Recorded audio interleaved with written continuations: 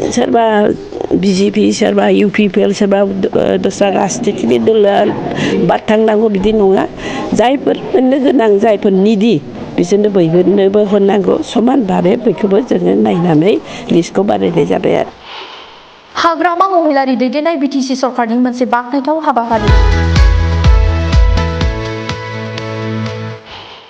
UPPL BJP आरो गुबुन गुबुन राजखान्थि दोलोफोरखौ बासियालासेनो मुवा बेसाद राननानै होदों।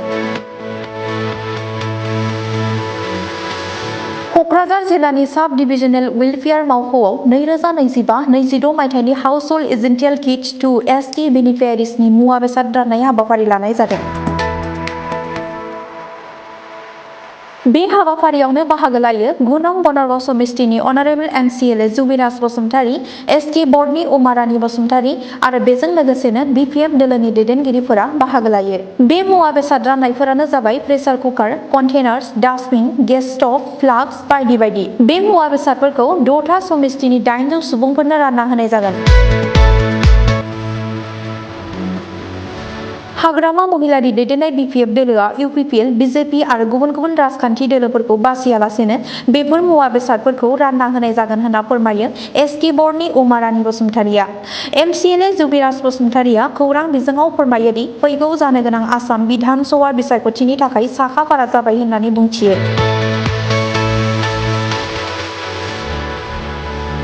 दिनै जोबोद जोंनि BPF दोलोनि श्रीजुत हाग्रामा महिलारि सान दैदेननायनि सरकाराव दिनै जोंहा मोनसे जोबोद देरगाथावना बा गोजोन मोनसे समबाद होनजायो। दिनै जोंनि मानगोनां ST बर्डनि चेयारमेन मानगोनां आब' उमा रानी बसुमतारीनि दैदेननायाव जों दिनै मोनसे किट्स एसेन्शियेल किट्स जों मोनसे राननानै होनो हादों सरकारि भाबै।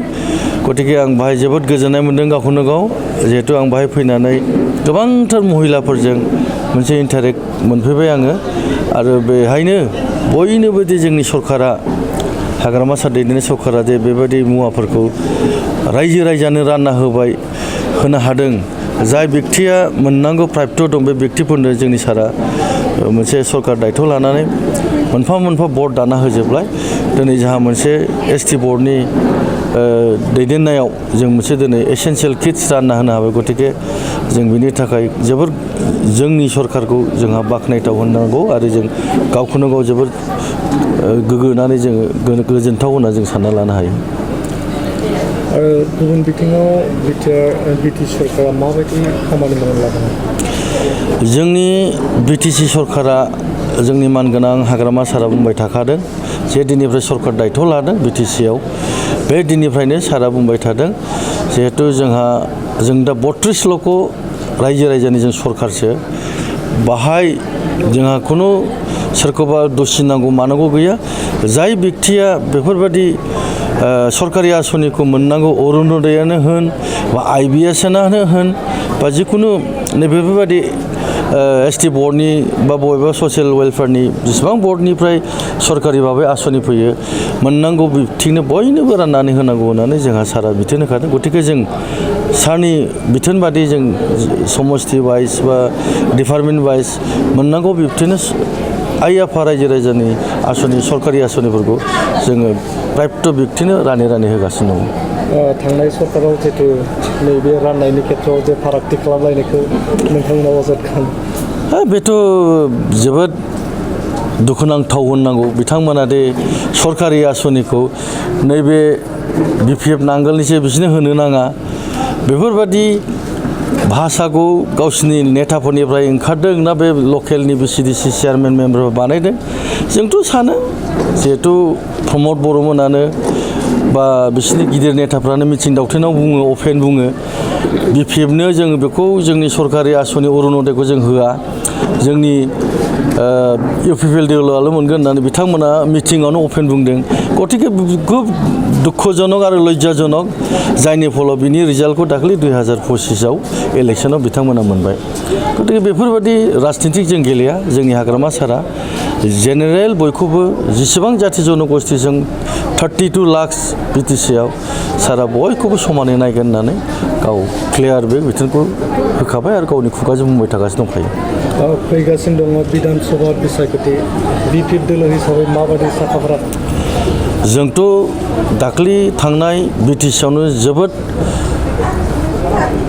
खाथिनानै बा खस्थ' खालामनानै जोङो सरकारखौ जों लाबोफिननो हाखाबाय। गतिके जोंनि थाखाय नैबे बिधान सभाया फैगौ जानो गोनां 2026आव जोङो बिनि थाखायबो अलरेडि जों दानिफ्रायनो साखाफारा जाखाबाय।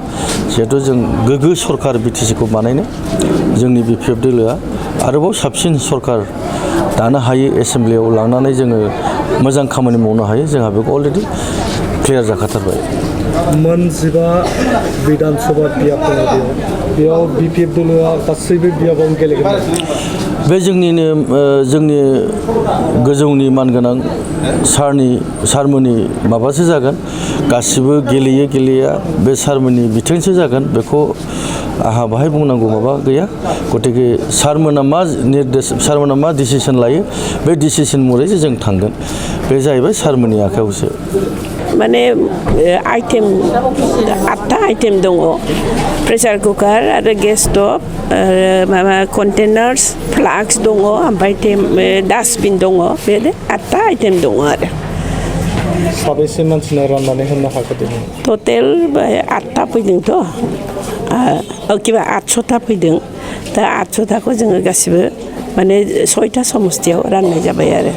जोंहा एसडि बर्डआव मा दङ, मेम्बार दङ टटेल 12 जन, आं चेयारमेनखौ लानानै।